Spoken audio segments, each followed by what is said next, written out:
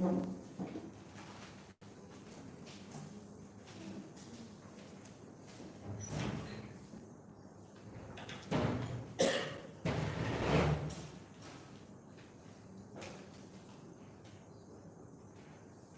Bapak Ibu yang terkasih dalam nama Tuhan Yesus Kristus.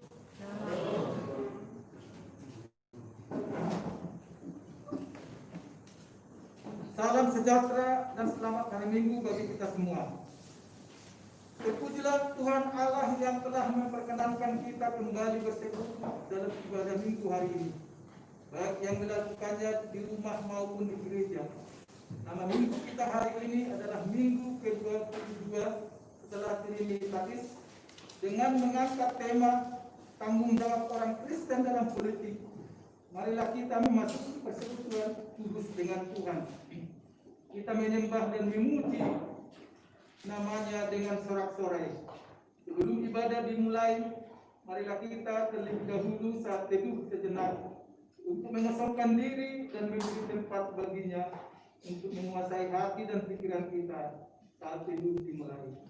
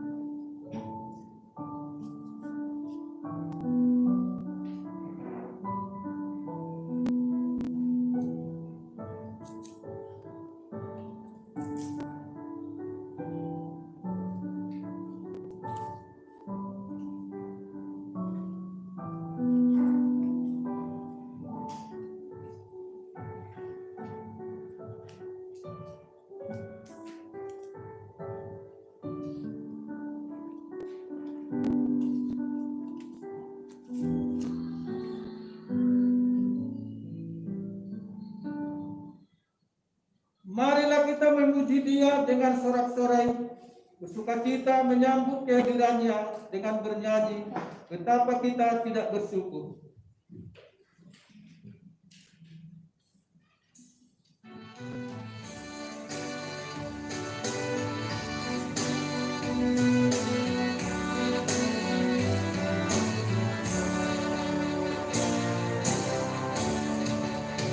Betapa kita tidak bersyukur, betapa air kaya dan subur, lautnya luas, gunungnya megah, menghijau padang bukit dan lembah. Itu semua berkat karunia Allah yang agung maha kuasa. Itu semua berkat karunia Allah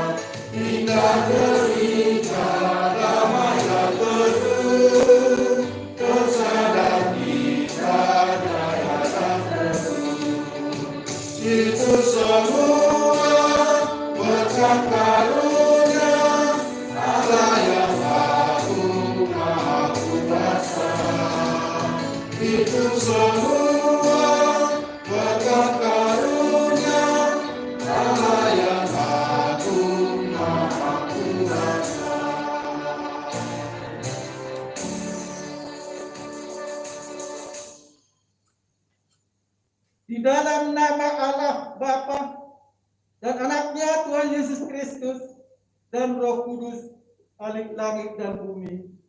Amin. Siapakah yang boleh naik ke atas gunung Tuhan? Siapakah yang boleh berdiri di tempatnya yang kudus? Orang yang bersih tangannya dan murni hatinya. Haleluya. Haleluya. Haleluya. Haleluya.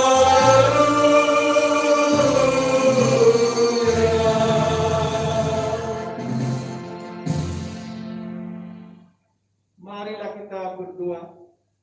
Ya Tuhan Allah yang Maha Kuasa, Bapa kami yang kekal, kasih-Mu telah memelihara kami hingga saat ini. Dan karena kasih-Mu juga Engkau telah memberikan Injil sebagai kabar baik yang menerangi hidup kami. Kasihanilah kami ya Tuhan. Bukalah hati kami oleh Roh Kudus-Mu, agar kami senantiasa mensyukuri kemurahan-Mu yang besar dan hidup dengan rendah hati. Biarlah firman-Mu tinggal di dalam hati kami, agar kami diperbaharui dan senantiasa hidup di dalam damai sejahtera. Di dalam anak-Mu, Yesus Kristus Tuhan kami. Amin.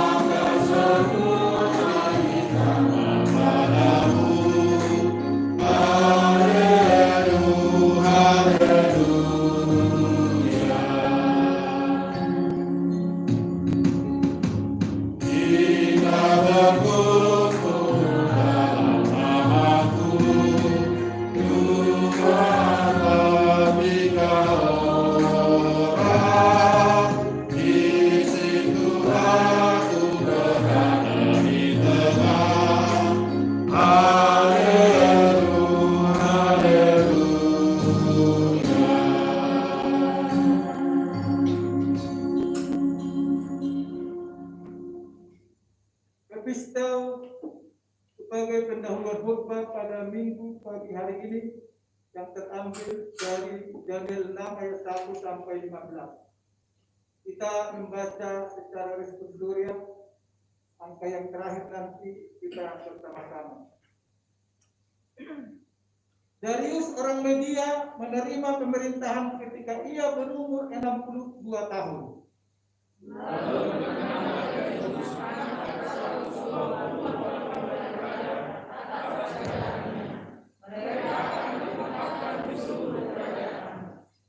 Membawahi mereka diangkat pula 3 pejabat tinggi, dan Daniel adalah salah satu dari ketiga orang itu. Kepada mereka lah para wakil-wakil raja harus memberi pertanggungan jawab, supaya raja jangan dirugikan.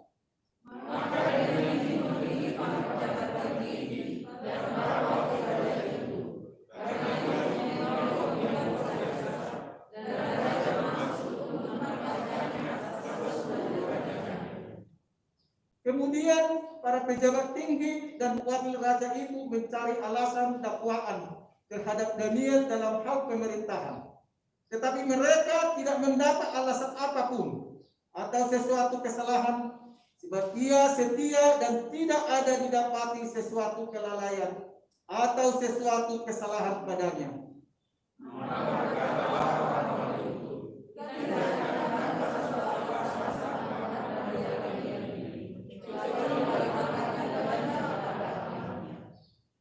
Kemudian bergegas-gegaslah para pejabat tinggi dan wakil raja itu menghadap raja serta berkata kepadanya, "Ya Raja Darius, kekallah hidup tuanku.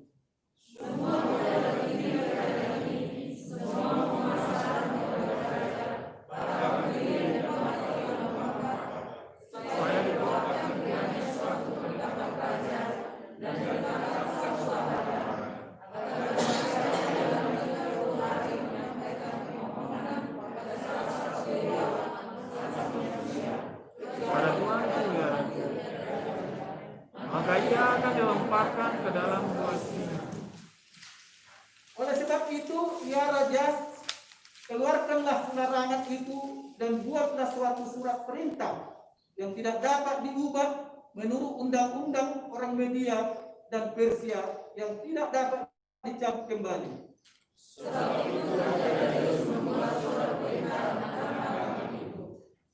Demi didengar Daniel bahwa surat perintah itu telah dibuat, pergilah ia ke rumahnya. Dalam kamar atasnya ada tingkap-tingkap yang terbuka ke arah Yerusalem. 3 kali sehari ia berlutut, berdoa serta memuji Allahnya seperti yang biasa dilakukannya.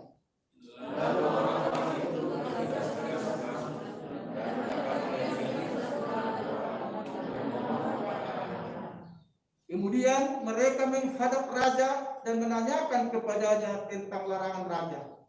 Bukankah Tuanku mengeluarkan suatu larangan supaya setiap orang yang dalam 30 hari menyampaikan permohonan kepada salah satu dewa atau manusia kecuali kepada Tuanku, ya Raja, akan dilemparkan ke dalam gua singa? Jawab raja, perkara ini telah pasti menurut undang-undang orang Media dan Persia yang tidak dapat dicabut kembali. Lalu kata mereka kepada raja, Daniel, salah seorang orang tidak mengindahkan Tuanku dan tidak mengindahkan larangan yang Tuanku keluarkan. Tapi 3 kali sehari ia mengucapkan doanya. Kita bersama-sama. Setelah raja mendengar hal itu, maka sangat sedihlah ia, dan ia mencari jalan untuk melepaskan Daniel. Bahkan sampai matahari masuk, ia masih berusaha untuk menolongnya. Demikianlah firman Tuhan. Yang berbahagia ialah mereka yang mendengarkan firman Allah dan yang memeliharanya.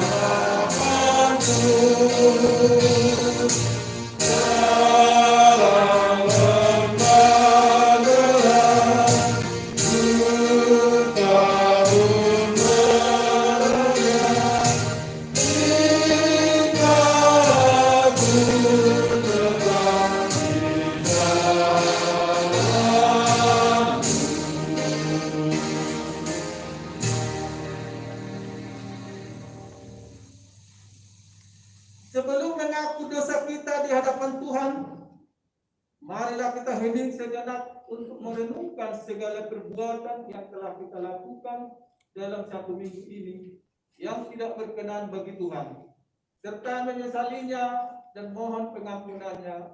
Hening dimulai.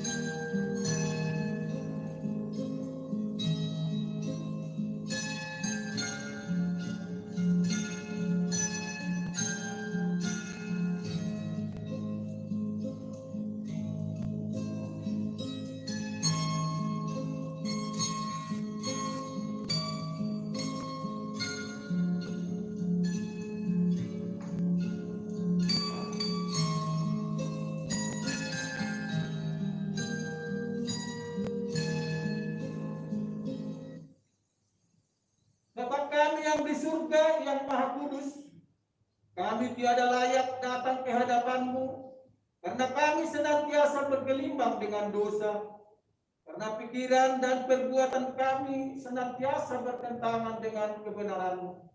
Tetapi oleh karena kasih anak-Mu Yesus Kristus Tuhan kami, maka kami datang kepadamu meminta ampunan dosa dan kejahatan kami.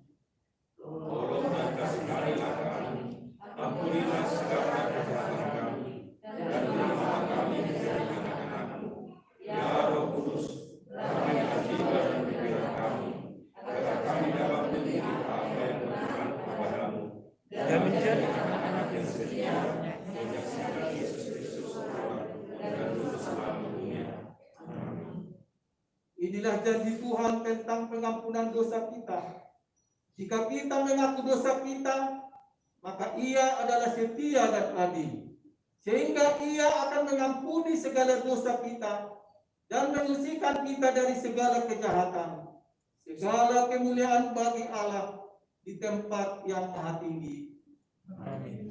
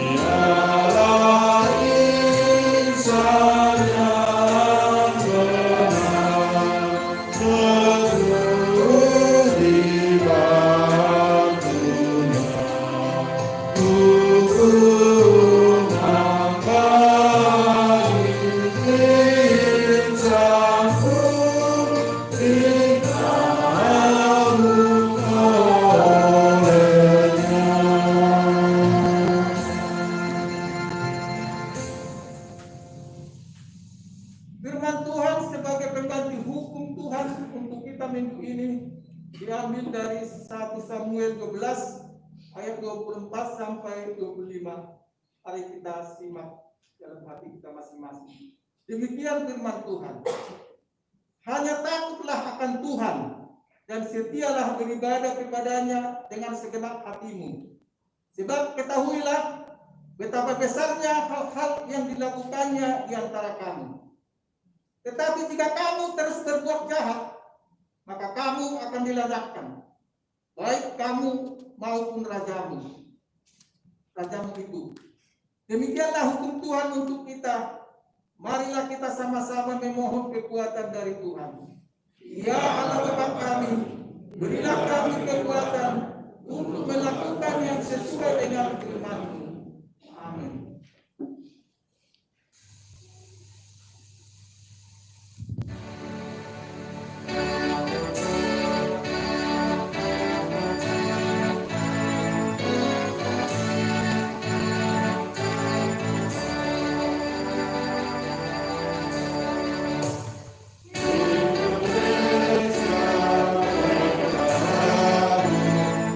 Tuhan yang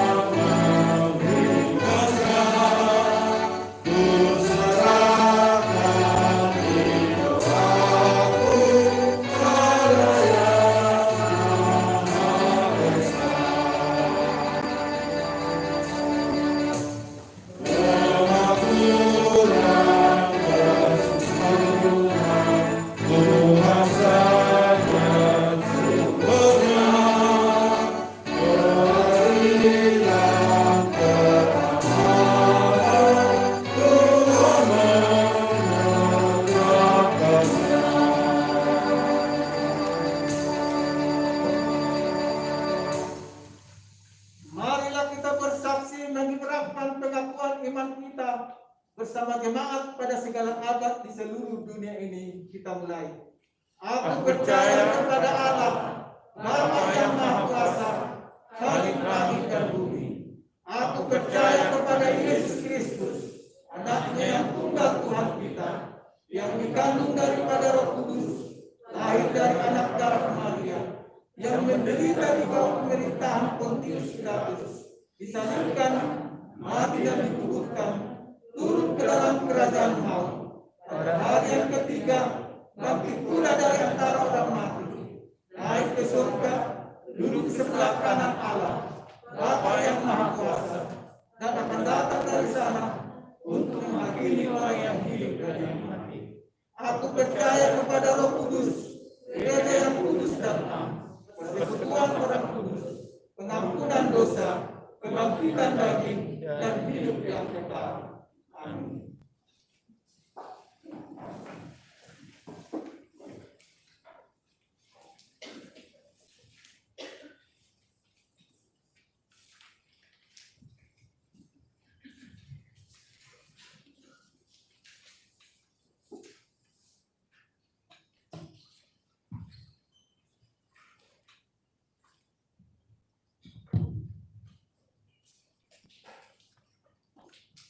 Shalom Bapak dan Ibu yang terkasih dalam nama Tuhan Yesus Kristus. Selamat hari Minggu bagi kita semua. Selamat beribadah di gereja kita GKP Jemaat Khusus Cipayung. Kiranya Tuhan memberkati persekutuan kita pagi hari ini. Sejak kita akan menyimak warta untuk minggu hari ini.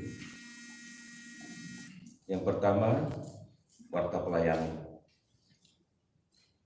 Pelantikan panitia pertapakan yang semula dijadwalkan pada hari ini diundur menjadi hari Minggu 22 November 2020. Diundang semua panitia yang telah ditunjuk agar hadir dalam pelantikan tersebut. Yang kedua, persiapan Natal.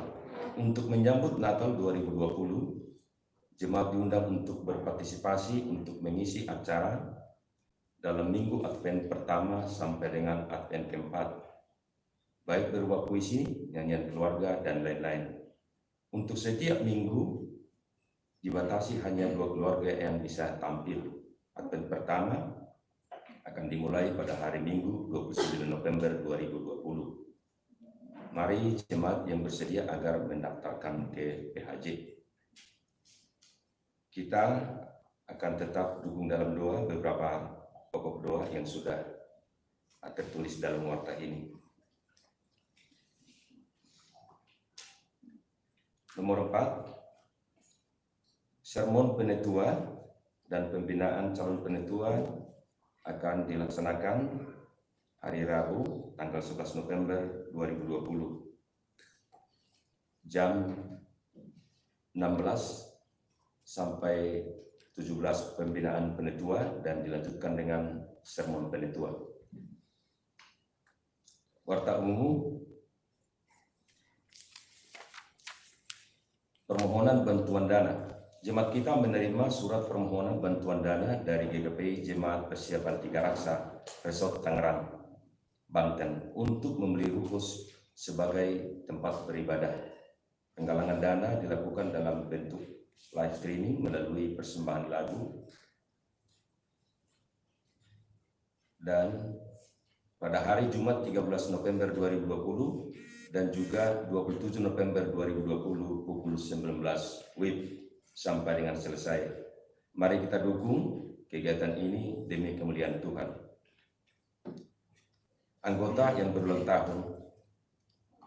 Jemaat mengucapkan selamat ulang tahun kepada anggota jemaat yang berulang tahun dalam 1 minggu ini, yaitu Bapak John Peter Hutagalung tanggal 2 November, Gengsar Yansius P. Sagala tanggal 31 November, tanggal 7.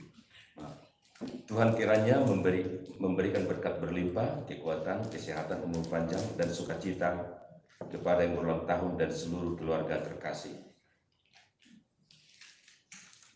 Warta keuangan dapat kita lihat dalam lembaran warta yang ada pada kita, dan jika ada Yang kurang pas bisa dilaporkan kepada PHJ atau ke bendahara jemaat. Demikian warta jemaat untuk kita pagi hari ini. Tuhan memberkati kita. Amin.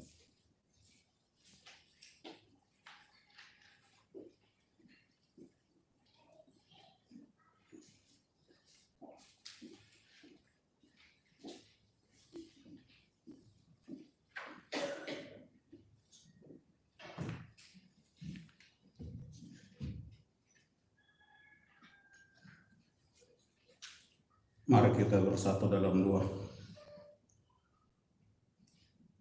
Bapa kami yang berada di kerajaan surga, Bapa yang kami kenal dalam anak-Mu Tuhan Yesus Kristus, Tuhan kami yang hidup. Terima kasih Tuhan, pada hari ini kami bisa berkumpul memuliakan nama-Mu di tempat ini. Tuhan, sebagian teman kami tidak bisa datang, walaupun kebaktian di rumahnya, Tuhan tetap memberkati. Oleh karena itu Tuhan, pada hari ini juga Tuhan, kami datang ke hadirat-Mu Tuhan, menghadap untuk meminta permintaan kami Tuhan, yang pada waktu yang lalu Tuhan, banyak dosa yang kami lakukan, banyak yang kami tidak tahu Tuhan yang kami perbuat, tetapi kami datang ke hadirat-Mu Tuhan supaya Tuhan menghapuskan itu, supaya kami layak memuji dan memuliakan nama-Mu. Oleh karena itu Tuhan, pada hari ini juga Tuhan, kami meminta ke hadirat-Mu Tuhan, bersyukur atas kesehatan yang kami terima, bersyukur Tuhan kami karena berkat yang kami terima Tuhan, bersyukur kami Tuhan, pada hari ini kami dalam keadaan sehat dan berbahagia. Oleh karena itu Tuhan, limpahkanlah itu ke hati dan ke pikiran kami, supaya kami Tuhan bisa memuliakan nama-Mu di dalam kebahagiaan kami. Dan anak-anak kami Tuhan, yang Tuhan berikan kepada kami, berikan Tuhan hikmat, berikan Tuhan kepintaran, berikan kesehatan, supaya semua Tuhan anak-anak kami, anak-anak yang takut akan Tuhan dan takut sama orang tuanya ya Tuhan. Begitu juga Tuhan kami orang tuanya Tuhan, berikan kepada kami Tuhan pencarian yang baik dan kesehatan, supaya kami bisa membina dan membimbing anak-anak kami untuk dekat kepada-Mu Tuhan. Begitu juga Tuhan anak-anak kami Tuhan yang dalam sekolah, yang mencari pekerjaan, yang mencari jodoh, semuanya kami serahkan ke tangan-Mu Tuhan, supaya Tuhan ikut campur tangan di dalam kehidupannya ya Tuhan. Pada waktu ini Tuhan, kami juga sebagai orang tua Tuhan, takut sekali Tuhan melihat keadaan yang ada di negara kami ini Tuhan. Tapi Tuhan, kami percaya kepada-Mu bahwa Tuhan akan membimbing dan membina anak-anak kami yang dewasa ini ya Tuhan. Oleh karena itu Tuhan, limpahkanlah itu bagi anak-anak kami untuk kemuliaan Tuhan. Begitu juga Tuhan, anggota jemaat-Mu yang dalam keadaan sakit Tuhan, Amang Roy Yudono Siregar, Amang Husor Pardede, dan anak kami saya Mario Gultom ya Tuhan. Tuhan, kami tidak tahu Tuhan penyakit apa yang diderita teman kami ini ya Tuhan. Tapi kami percaya kalau Tuhan yang menjamah, kalau Tuhan yang memegang, oleh penyakit yang di dalamnya akan bisa tercabut, mengakibatkan dia menjadi sembuh ya Tuhan. Oleh karena itu Tuhan, sembuhkanlah Amang kami ini, supaya keluarga itu menjadi berkat di dalam keluarga itu ya Tuhan. Oleh karena itu Tuhan, begitu juga anak kami Somario Gultom hari Tuhan, sudah lama anak kami ini dalam sakit ya Tuhan. Jangan Tuhan membiarkan dia dalam penyakit.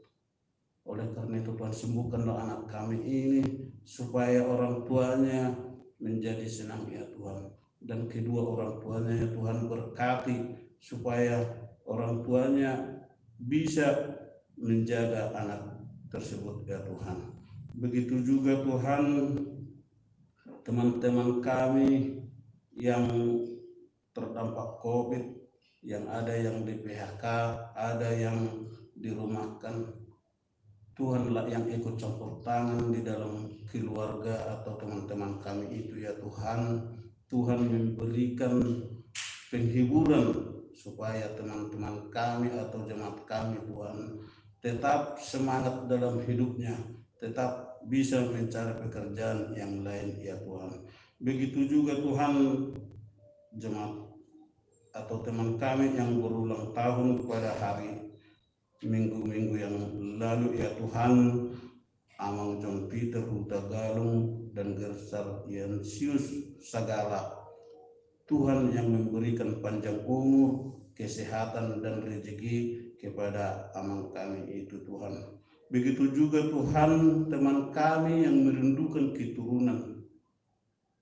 Tuhanlah yang menjamah ina kami Tuhan, supaya ina kami Tuhan bisa memberikan keturunan kepada keluarga yang belum mempunyai Tuhan. Tuhan, kami tahu bahwa Tuhanlah yang memberikan apa yang kami minta. Dengan ini Tuhan kami minta supaya teman kami yang belum ada keturunan itu Tuhan memberkati, Tuhan memberikan keturunan. Oleh karena itu Tuhan berkatilah orang itu di dalam kasih setiamu ya Tuhan. Begitu juga Tuhan teman kami yang mengurus tim gugus kesehatan di gerejamu ini Tuhan, temanin Tuhan, berikan kekuatan, berikan kesehatan supaya kebaktian kami ini Tuhan bisa berjalan dengan baik untuk hari-hari yang akan datang. Begitu juga Tuhan, kami meminta kepadamu tanah pertapakan gerejamu ya Tuhan. Masih situ rohanami Tuhan. Dinau kurang lebih kami merhuria di gerejamu 5 tahun. Bagasat tikiot Tuhan roham tu adupamu nabadiai. Asahoma Tuhan napatuduhon pertapah Tuhan. Dihasiholan ni rohanam i ali Tuhan ikon adong jong huriam di GKPI Cipayung Celangkapun ali Tuhan. Dinamawas kami ali Tuhan na ikon jong garejam GKPI Cilangkap Cipayung ali Tuhan. Na posituturo hanami Tuhan. Na tuktukamu akaroha na bersangkutan Tuhan. Di akka donatur nang dihami pi ali Tuhan pengurus ni gerejon ali Tuhan. Asa ho Tuhan na mangaliat bisuk kapestaran. Asa margugu hami Tuhan, asa marbisuk kami Tuhan.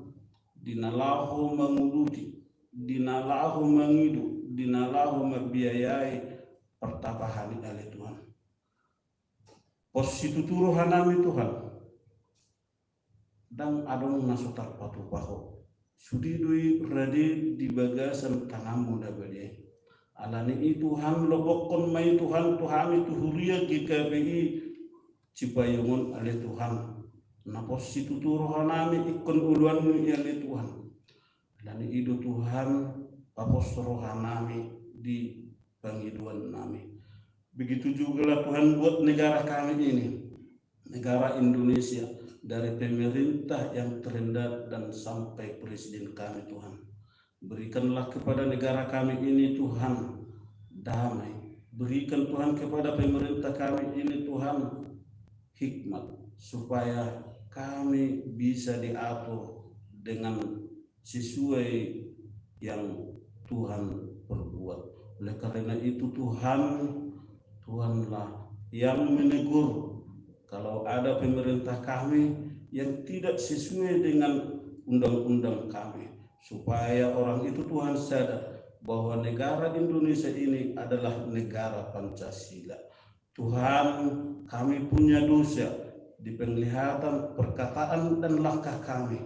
Hapuskanlah itu Tuhan, supaya kami layak menerima berkat yang Tuhan berikan kepada kami. Terpujilah Engkau Tuhan. Doa kami ini kami serahkan hanya di dalam nama anak-Mu, Tuhan Yesus Kristus Tuhan kami. Amin.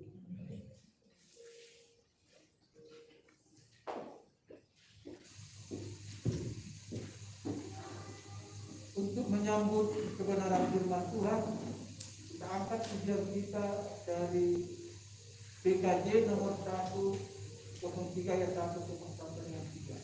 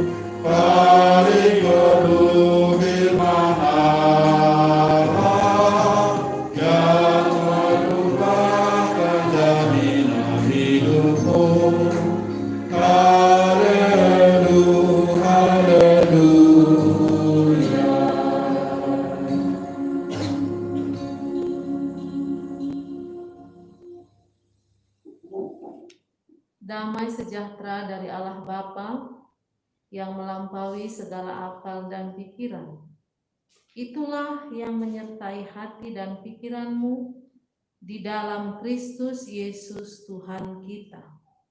Amin. Firman Tuhan yang menjadi kekuatan dalam kita melakukan kehidupan kita sehari-hari ke depan ini diambil dari 1 Timotius 2 ayatnya yang pertama sampai dengan ayat yang ke-7. 1 Timotius 2 ayat yang pertama sampai ayat yang ke-7. Mari jemaat Tuhan kita membacanya secara responsoria. Demikianlah firman Tuhan yang menyapa kita pada minggu hari ini. Pertama-tama aku menasehatkan, naikkanlah permohonan, doa syafaat, dan ucapan syukur untuk semua orang.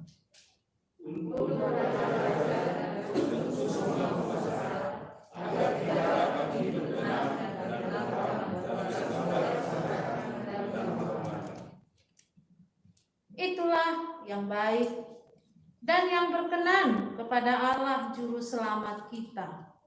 Yang menjadi supaya semua orang diselamatkan dan memperoleh ketahuan akan kebenaran. Karena Allah itu Esa, dan Esa pula Dia yang menjadi pengantara antara Allah dan manusia, yaitu manusia Kristus Yesus, yang telah menyerahkan dirinya sebagai saksi semua manusia. Itu saksinya Untuk kesaksian itulah aku telah ditetapkan sebagai pemberita dan rasul. Yang kukatakan ini benar. Aku tidak berdusta dan sebagai pengajar orang-orang bukan Yahudi dalam iman dan kebenaran. Sampai demikian pembacaan firman Tuhan. Saya mau menyapa kita lebih dahulu. Shalom. Demikian jemaat yang ada di rumah yang sedang beribadah. Shalom Amang Inang yang berada di rumah. Kasih Tuhan memberkati juga, meskipun saat ini masih dimungkinkan hanya beribadah via online. Jemaat yang terkasih, kita tadi sudah membaca perikop sebagai renungan untuk minggu hari ini yang merupakan nasihat, ya. Nasihat yang diberikan oleh pembimbing rohani Timotius. Nasihat yang diberikan oleh kakak rohani Timotius, yaitu Rasul Paulus. Karena kita harus terus dibimbing kan kerohanian kita ini. Kita kadang tahu, tetapi lupa. Tahu tapi lupa, suka begitu ya. Kita tahu sebenarnya, tapi kita lupa. Maka kita perlu disegarkan. Kita perlu diingatkan terus-menerus. Maka ada juga yang pernah saya dengar orang bilang begini, khotbah itu aja yang bolak-balik. Begitu-gitu terusnya khotbah itu. Gak adanya yang baru. Ya, itulah ketika menganggap bahwa memang ya itu hanya sekedar ucapan biasa. Tapi kalau kita mengimani itu adalah firman yang disampaikan melalui pengkhotbah untuk mengingatkan kita, memang akan seperti itu terus ya. Ya kan, karena itulah isi Alkitab. Tidak ada yang baru di luar itu. Tetapi karena kita orang-orang yang mudah lupa, tahu, tapi kita harus selalu diingatkan, kan begitu. Makanya beribadah tidak cukup sekali, tapi continue. Karena apa? Kalau kita tidak hidup di dalam kebenaran firman Tuhan, akan lebih banyak di luar kehidupan kita yang mengganggu, segala hal yang mengkhawatirkan, keresahan, kecemasan, kemarahan, iri dengki. Jadi apa yang menguatkan kita itu kan kalau itu tidak akan pernah berhenti kan? Kemarahan, kecemasan, kekhawatiran, putus asa, tuntutan hidup itu kan tidak pernah selesai. Kalau kita hanya sekali saja beribadah kemudian selesai, padahal hal-hal yang mengganggu kehidupan kita tidak pernah selesai, bagaimana kita bisa kuat? Nah, jadi mari kita bersedia, bersukacita menerima setiap firman Tuhan yang menjamah. Nah, itulah yang disampaikan juga. Sebenarnya kan ini surat Paulus ya. Tapi sebelumnya kan Paulus sudah membina adik rohaninya, anak rohaninya, yaitu Timotius. Mereka kan sudah pernah berjumpa, berbincang-bincang, ada percakapan-percakapan rohani. Tapi kan Paulus harus pergi lagi, melayani lagi, membuka jemaat yang baru lagi, menyebarkan firman Tuhan di kota-kota yang lain. Jadi Timotius tinggal, karena Paulus harus terus bergerak. Yang ini sudah ada, jemaat yang ini Timotius lah yang pegang. Tapi kan terus harus dibangun kerohaniannya, apalagi dia akan memimpin di situ, maka dia harus disegarkan. Jadi Paulus menjamah Timotius, kehidupan rohaninya diperbaharui terus, diperkuat dengan disapalah melalui surat. Kalau kita baca Alkitab di atas sekali itu apa katanya Mang Inang?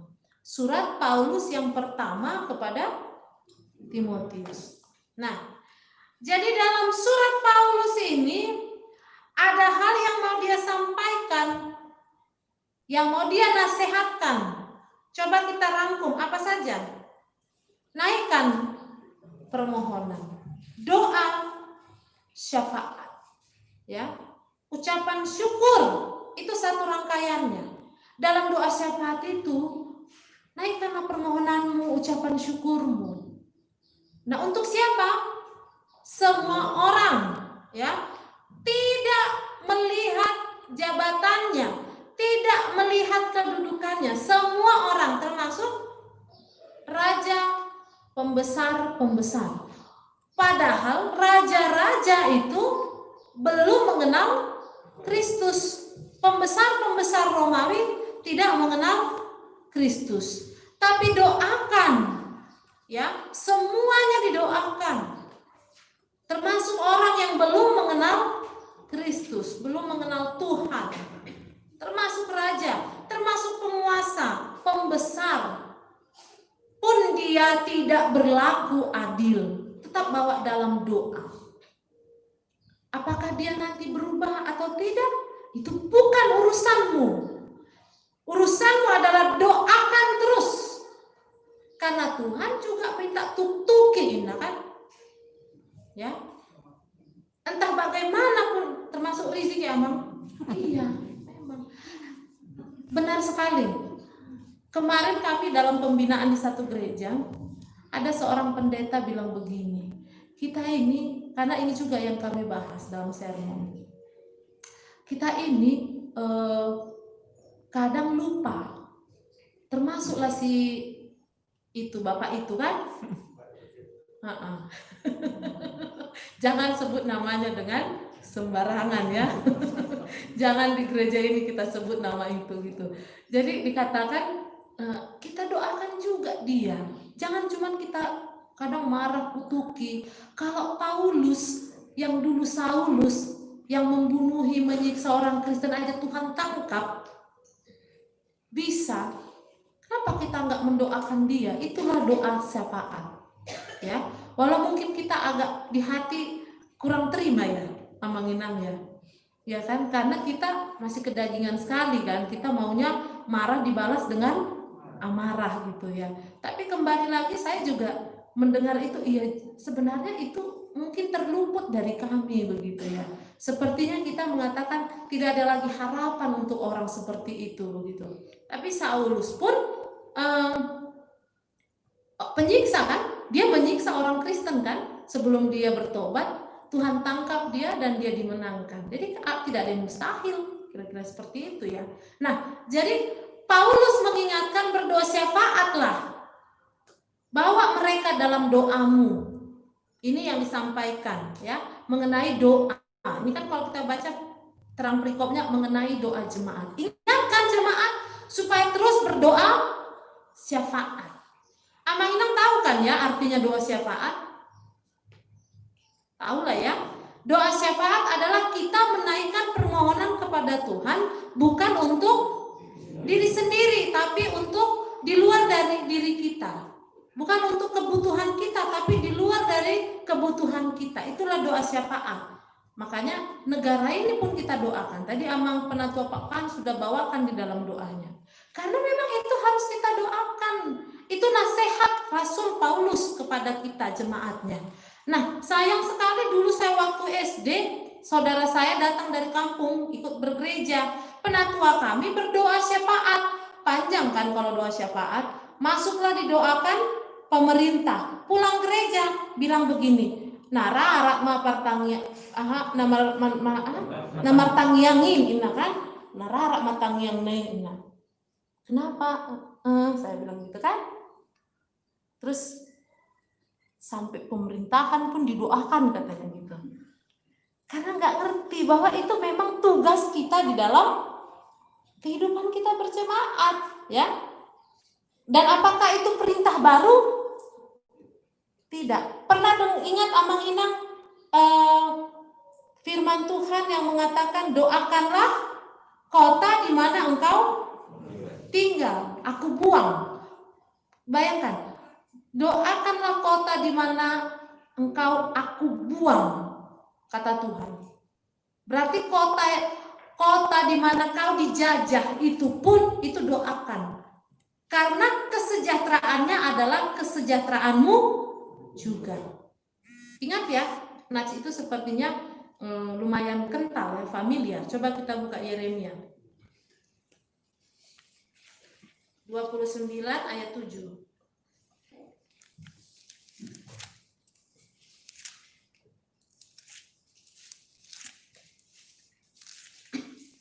Siapapun yang sudah mendapatkannya, silakan.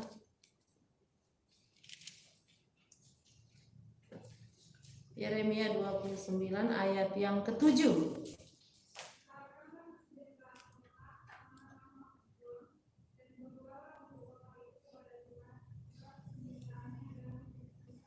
Iya. Usahakan dan doakan. Jadi kita hidup di Jakarta ini, plus minusnya yang kita lihat, kita tetap harus berusaha di sini kan? Karena di sinilah kita hidup, beranak pinak, mencari kehidupan, berumah tangga, ya, memiliki visi misi hidup, punya tujuan, punya goal, punya target di sini kan. Kalau kota ini tidak sejahtera, kalau kota ini ribut, apa kita bisa sejahtera? Tidak mungkin. Jadi dimanapun Tuhan menempatkan kita, kita imani, kita amini, kita syukuri, dan kita doakan.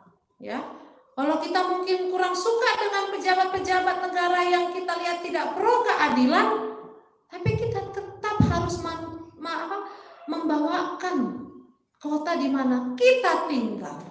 Saya mau tanya, apakah kita pernah mendoakan kota kita ini? Pernah ya, Manginang ya? Nggak bisa enggak. Memang ini harus kita doakan. Karena di sinilah kita hidup. Kalau kota ini kacau, pasti kita juga kacau hidup kita. Nggak bisa enggak.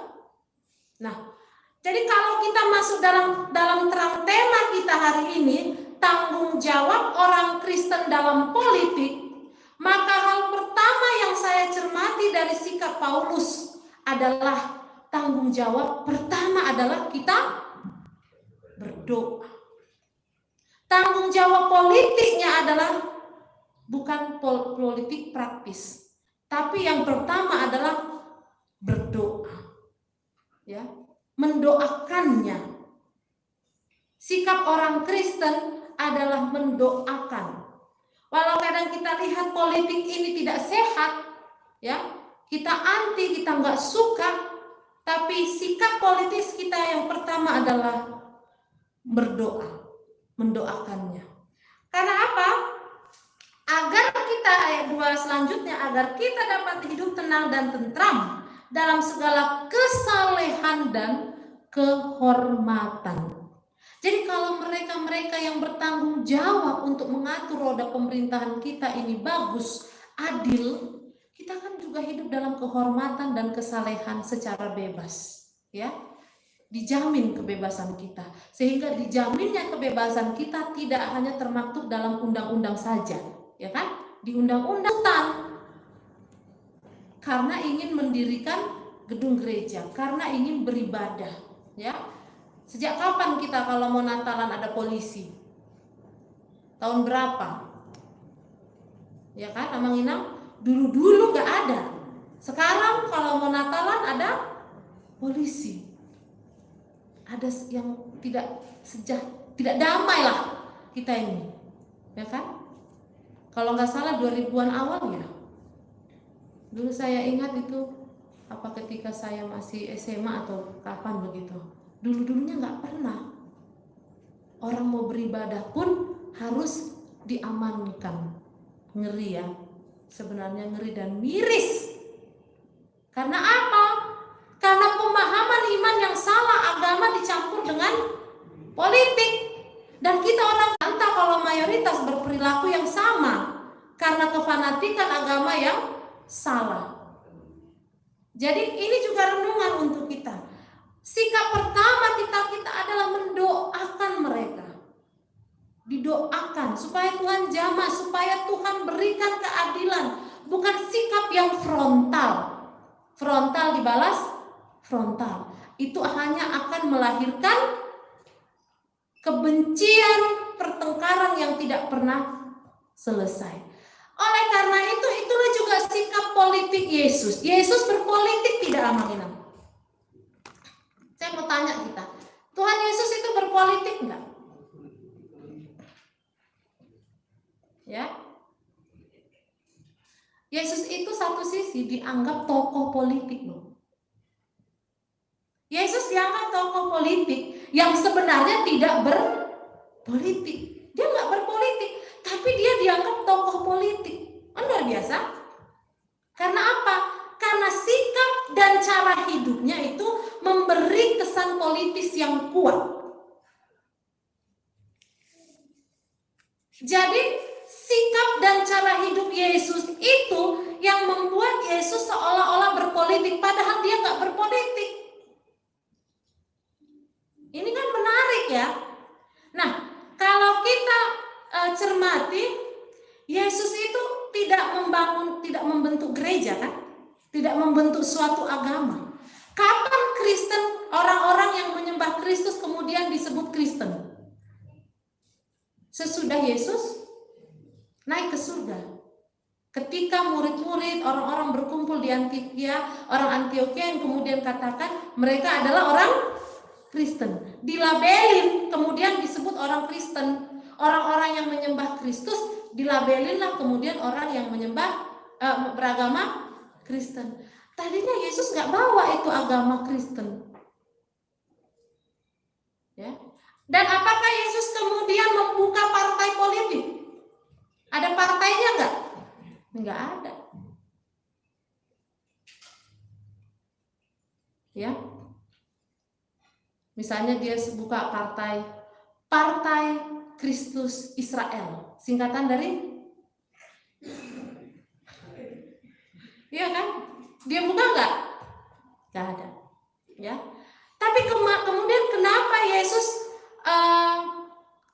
dianggap sebagai tokoh politik? Karena Yesus aktif melakukan gerakan moral untuk memperbaharui, memperbaiki, bahkan dengan cara menggoyang kemapanan status quo pada zamannya. Ya. Selama Yesus hidup, dia berjuang menentang penjajahan Romawi dan pemerintahan boneka Romawi. Jadi ada pemerintahan boneka Romawi. Jadi Israel itu kan yang jajah Romawi, dan mereka bikin pemerintahan boneka di situ, di bangsa itu. Itulah Sanhedrin dan imam kepala. Jadi masuk. Jadi agama sudah bercampur dengan politik waktu itu. Jadi karena mereka jadi pemerintahan boneka, mereka diberikan wewenang terhadap memerintah Yahudi di Palestina. Ini yang Yesus lihat. Jadi banyak pajak dulu. Pajak agama pun besar dulu. Ya, Yesus nggak suka lihat itu. Itu yang dia tentang. Yesus masuknya melalui jalan moral, bukan buat partai.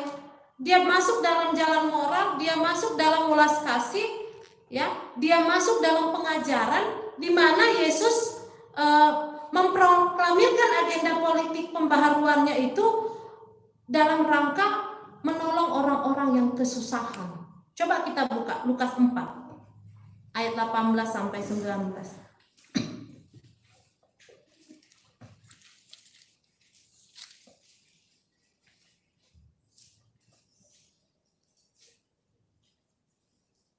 Silakan siapapun yang sudah menemukan ayat ini, Lukas 4 ayat 18 sampai 19. Roh Tuhan ada padaku, oleh sebab Ia telah mengurapi aku untuk menyampaikan kabar baik kepada orang-orang miskin, dan Ia telah mengutus aku untuk memberitakan pembebasan kepada orang-orang tawanan dan penglihatan bagi orang-orang buta, untuk membebaskan orang-orang yang tertindas, untuk memberitakan tahun rahmat Tuhan telah datang. Ya. Ini Tuhan Yesus ambil dari Yesaya, pemberitaan Nabi Yesaya. Kenapa? Dulu Israel itu juga bukan negara pemerintahan yang diperintah oleh raja. Kenapa mereka nggak ada raja? Dulu kan nggak ada raja di Israel. Kenapa? Karena mereka benci dengan namanya hierarki, benci trauma mereka dengan namanya pemerintahan yang ada rajanya. Kenapa? Karena mereka pernah diperbudak, pernah dijadikan budak oleh negara yang ada rajanya, itu Mesir. Jadi Israel dulu monarki. Makanya Israel sebelum raja apa? Yang ada siapa? nabi, kemudian hakim-hakim, ya kan? Gak ada raja. Dulu gak ada raja, monarki mereka. Karena mereka mau menunjukkan kita ini bangsa yang berbeda. Kita gak sama dengan bangsa lain yang ada pemerintahnya. Kita semua egaliter, satu derajat, sederajat. Pemerintah kita, penguasa kita, raja kita yaitu Yahweh, Allah saja. Jadi jangan ada raja-raja. Karena raja itu kesannya menindas, ya kan? Karena mereka trauma dulu di Mesir, karena ada raja-raja seperti itu, mereka ditindas.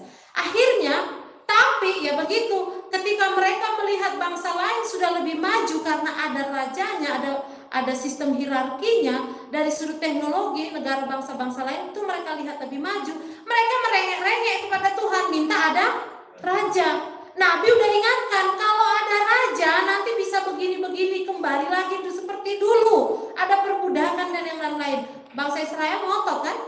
Kan bangsa-bangsa yang tegar tengkuk. Udah diingatkan, tetap ngotot minta. Akhirnya ada raja. Ya. Dan kemudian pada saat raja siapa ya? Israel itu kemudian terjadi lagi perbudakan. Salomo. Ironis, raja yang berhikmat.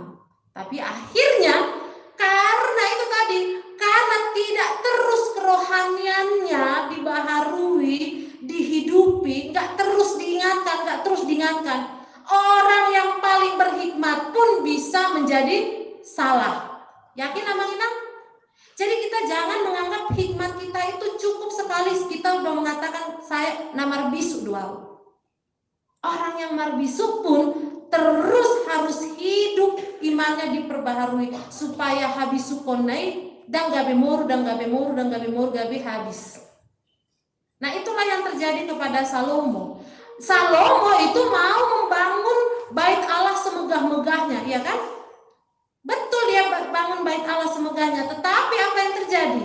Rakyatnya dia tindas, dibuat pajak sebesar-besarnya, kerja rodi. Terjadilah kemudian apa yang mereka takutkan dulu, traumakan, terjadi lagi. Nah, Nabi Yesaya melihat itu. Raja-raja sesudah Salomo pun banyak yang melakukan kejahatan. Yesaya melihat itu, maka adalah nubuatan tentang Mesias, kan? Lahirlah nubuatan tentang Mesias, bahwa akan datang seorang raja yang memerintah penuh dengan keadilan. Itulah Yesus. Raja ini akan membawa keadilan. Sayangnya umat Tuhan pada waktu itu menganggap sikap politiknya adalah bahwa Mesias yang akan hadir akan datang dengan membawa pedang. Keadilan itu akan datang dengan cara perang dulu baru adil gitu. Itu yang mereka konsepkan tentang Mesias yang akan datang. Sehingga ketika Yesus datang tidak bawa pedang, maka mereka jadi kecewa, tidak percaya dan menolak sampai akhirnya menyalibkan Yesus, ya kan? Karena konsepnya udah beda. Konsep mereka Mesias, raja yang datang yang memerintah yang akan membawa keadilan itu adalah raja yang duduk di atas kuda, bukan kedelai, keledai, ya kan? Karena Bang Inang kayaknya serius sekali atau ngantuk kali nih. Rupanya nalar juga, enggak diperbaiki. Ya, begitu kan? Akhirnya Yesus ditolak sampai akhirnya disalibkan. Karena Yesus tidak datang dengan membuat partai politik. Tapi Yesus datang dengan jalan moral, dengan jalan ulas kasih. Maka Yesus katakan di ayat 18, dia ulangi apa yang dikatakan Nabi Yesaya. Roh Tuhan ada padaku oleh sebab ia telah mengurapi aku untuk menyampaikan kabar baik, evangelion, kepada orang-orang miskin. Kenapa? Ini yang lebih dahulu Yesus sentuh. Yaitu tadi kan sudah saya jelaskan di awal. Karena bangsa Israel akhirnya, bangsa itu tidak mendapat keadilan. Baik penjajah mereka maupun pemerintahan di diri mereka, bahkan orang-orang imam di mereka itu menguras bangsanya sendiri. Jemaat Tuhan tidak dilayani dengan penuh keadilan, bahkan mereka dikuras. Ini yang Yesus mau ubahkan, ya. Oleh sebab itu Yesus tidak suka dengan pemerintahan kerajaan Romawi. Maka sikap politis Yesus itu lebih kepada jalan rohani. Kalau kita cermati doa Bapa kami, di situ ada muatan politisnya kah? Jadilah kehendakmu di bumi seperti di sorga. Ya kan? Datanglah kerajaanmu kan? Datanglah kerajaanmu. Karena Yesus tidak suka dengan kerajaan yang ada pada waktu itu. Jadi dia mengharapkan kerajaan Tuhan itu datang. Ya. Dan kehendaknya jadi.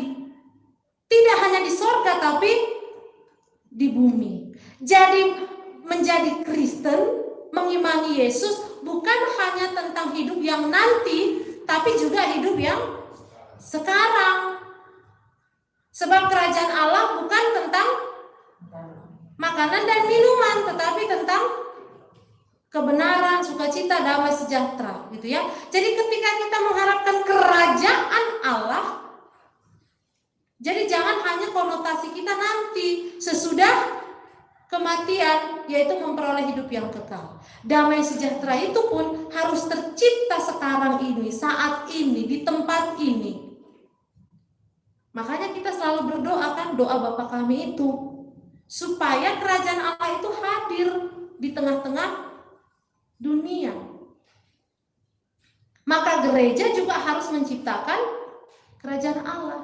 Sikap politis kita, yaitu menghadirkan apa? Damai sejahtera, menolong orang-orang yang tertindas, orang-orang yang miskin, yang dimiskinkan karena struktur, ya, untuk memberitakan pembebasan kepada orang-orang tawanan, ya, baik orang-orang tawanan yang dipenjara, juga orang-orang yang ditawan karena cara berpikirnya yang masih hidup dalam dosa dan cara beriman yang salah. Jadi orang-orang tawanan bukan hanya tentang orang-orang yang dipenjara, Amalina, ya kan? Kalau kita lihat teman-teman kita juga masih hidup tidak dalam kebebasan Kristiani, bukan kebebasan yang kebablasan, ya, dalam kebebasan yang dalam kemerdekaan Kristiani, kita juga harus bantu untuk menghadirkan kerajaan Allah, karena setiap kita harus hidup dalam damai sejahtera. Tugas dan tanggung jawab kita itu. Saya punya contoh begini. Dulu ada seorang rekan sepelayanan saya yang maaf karena dia belum punya keturunan, kemudian dia anggap dirinya tidak berhak untuk bahagia. Bayangkan, pikirannya seperti itu. Dia menganggap dia nggak layak untuk bahagia. Lama dia calon penatua, hampir berpuluh-puluh tahun. Saya bilang, Inang udah puluhan tahun loh jadi calon penatua. Kapan Inang ditahbiskan jadi penatua? Dia selalu bilang, saya nggak layak Inang, saya nggak layak, saya nggak layak. Saya bilang, kapan? Siapa rupanya yang layak? Memang kami pendeta ini nggak ada dosa apa? Berdosa juga ya kami. Tapi Tuhan layakkan dan terus kita memperbaiki diri kan gitu. Akhirnya lama-lama dia cerita, dia merasa nggak layak. Kenapa? Karena dia latar belakang keluarganya broken home, bapak ibunya. Kemudian dia belum punya keturunan. Jadi dia merasa dia orang yang dihukum terus gitu. Jadi dia tidak merasa layak untuk ditahbiskan sebagai penatua dan dia tidak merasa layak untuk berbahagia. Mengerikan ya, hidupnya baik tapi pikirannya ditawan oleh nggak tahu pikiran dari mana itu. Karena Kristus kan tidak begitu kan, tidak menganggap itu suatu jalan kelayakan atau tidak. Nah, lambat supaya saya memenangkan dia dari cara berpikirnya yang tertawan itu, yang membuat dia tidak menjadi Kristen yang bersuka cita. Nggak ada damai sejahtera kan kalau begitu. Nah, kita juga harus koreksi kita, Amang Inang.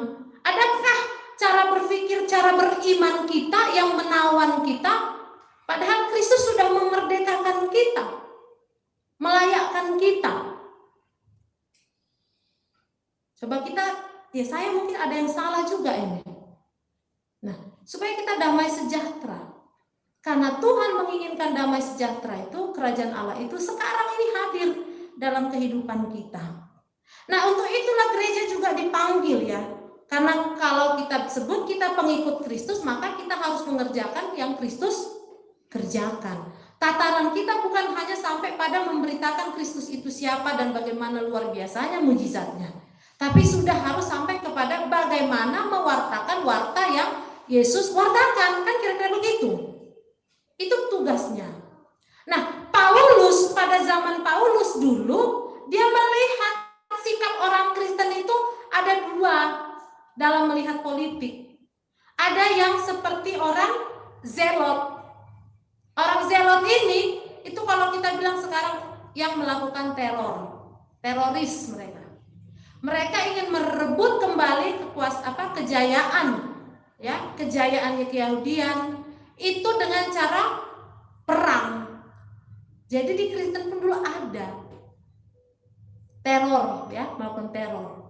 Ada satu lagi sikap, yaitu orang golongan askese. Ini beda lagi.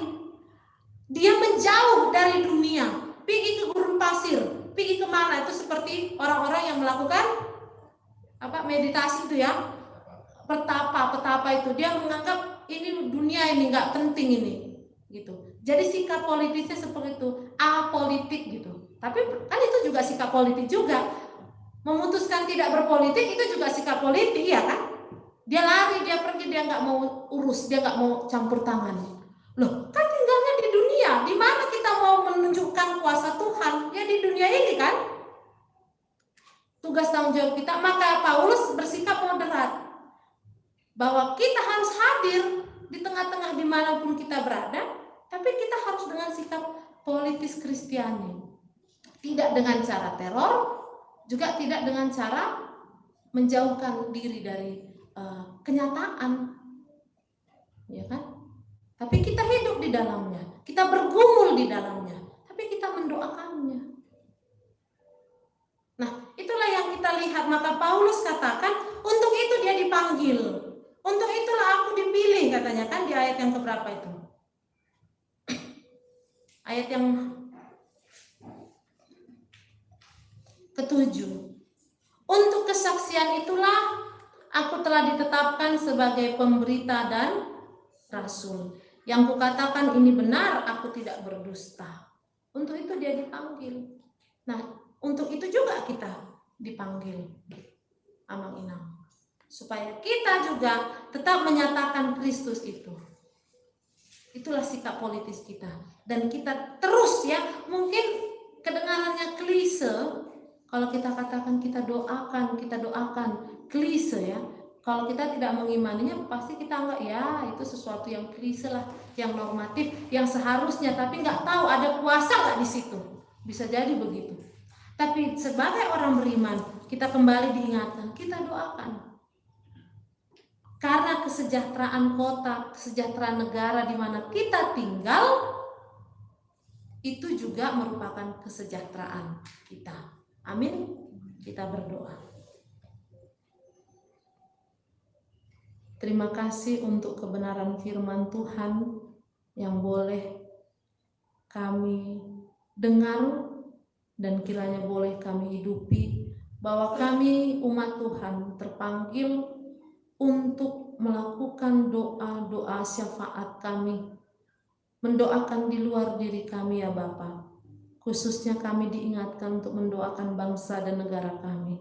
Mungkin saat ini Tuhan, kami banyak yang merasakan kecewa, banyak merasakan sedih, atau bahkan ada yang berputus asa melihat negeri kami ini. Di mana juga Bapa, Kau boleh lihat banyak terjadi diskriminasi, ancaman untuk kami boleh memuji dan memuliakan Engkau.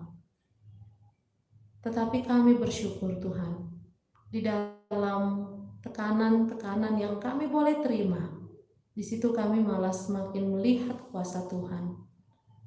Sehingga kami percaya dari dulu pun ya Bapa, kekristenan selalu dihambat, tetapi tetap hidup.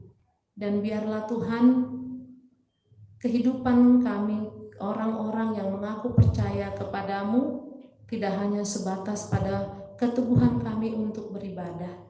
Lebih dalam lagi kiranya keteguhan kami untuk menjalankan firman Tuhan, menghadirkan damai sejahtera di tempat di lingkungan kami berada. Sehingga kehadiran gerejamu ya Bapa, bukan hanya kehadiran fisik, tetapi kehadiran kami menyentuh lingkungan kami, orang-orang yang berada di sekitar kami, sehingga sama seperti Kristus, kami boleh menunjukkan sikap kami dengan jalan moral yang baik. Kuatkan kami dan mampukan kami ya Tuhan, sehingga itu betul-betul bisa kami laksanakan. Terima kasih ya Bapa, melalui Yesus kami telah menyampaikan doa permohonan ini ke hadapan-Mu dalam ucapan syukur kami. Amin.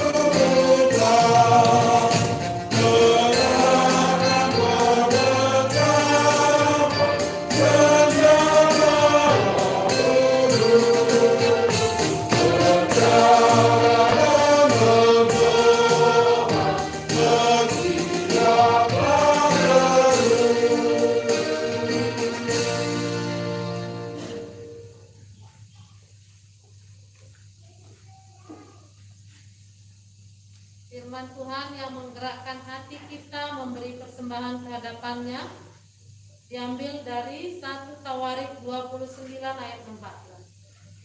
Sebab siapakah aku ini dan siapakah bangsaku, hingga kami mampu memberikan persembahan sukarela seperti ini. Sebab daripadamu lah segala-galanya, dan dari tanganmu sendirilah persembahan yang kami berikan kepadamu. Amin. Kita memberi persembahan kita.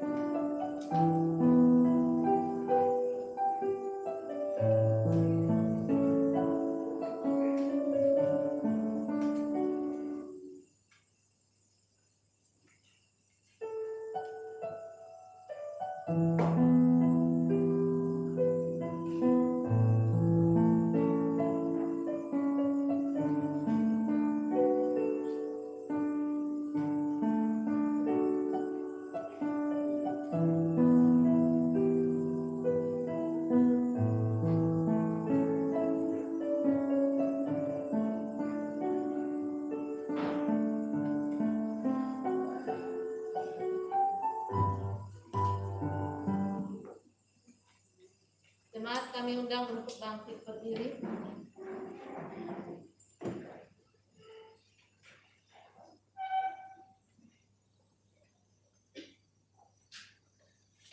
Kita mendoakan persembahan kita di hadapan Tuhan, kita berdoa.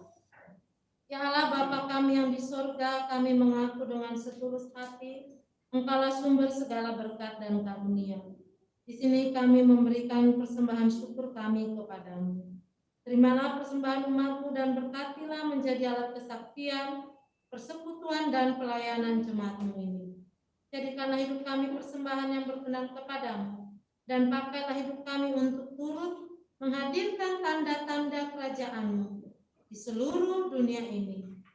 Kasih, keadilan, damai sejahtera, dan sukacita. Bukalah hati kami oleh Roh Kudus-Mu, agar kami senantiasa mengucapkan syukur kepadamu. Di dalam nama Yesus Kristus Tuhan kami. Amin.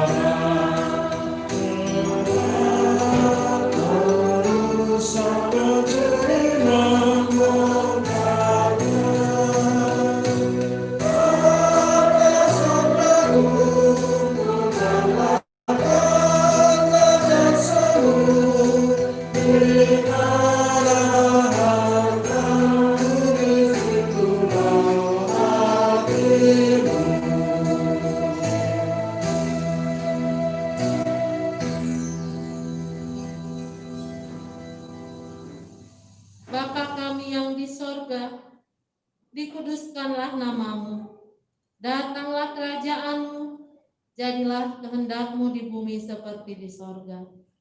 Berikanlah kami pada hari ini makanan kami yang secukupnya, dan ampunilah kami akan kesalahan kami, seperti kami juga mengampuni orang yang bersalah kepada kami. Dan janganlah membawa kami ke dalam pencobaan, tetapi lepaskanlah kami dari yang jahat.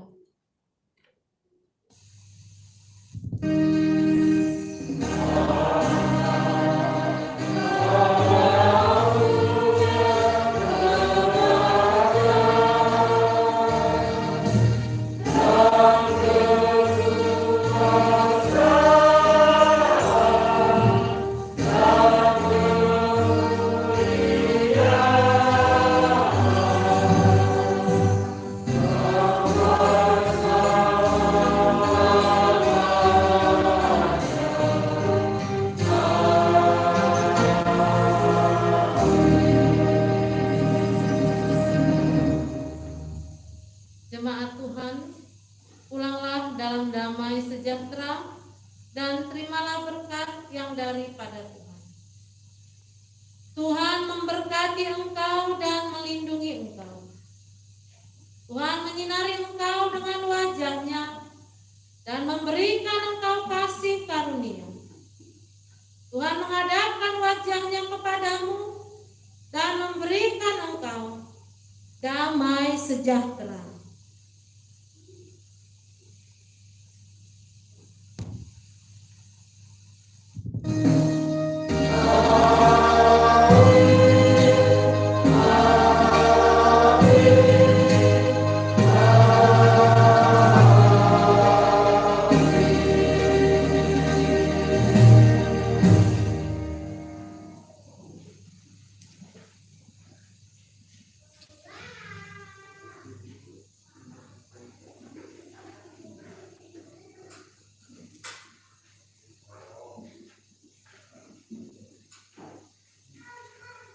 Selamat hari Minggu untuk kita seluruhnya. Amang Inang atau siapapun yang berulang tahun yang tadi sudah disebutkan namanya untuk boleh juga tampil ke depan supaya jemaat juga mengucapkan selamat. Baik, ulang tahun, baik. Ini pura-pura kata, pura-pura kaget, Pak. Kamu beli itu?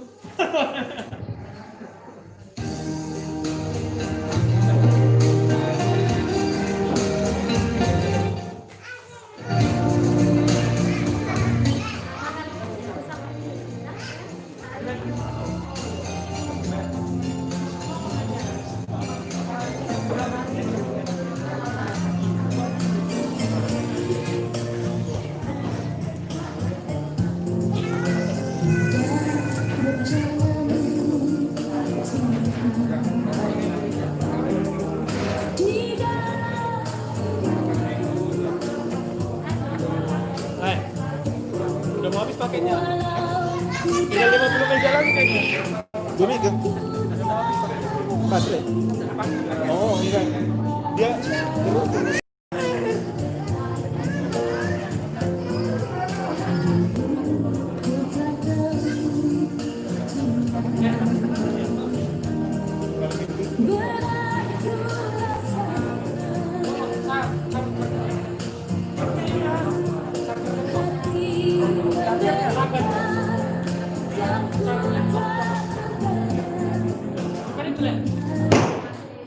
kenapa? Mati. Iya, ini kan cantiknya. Kalau udah dicatil nggak hidup dia. Sudah.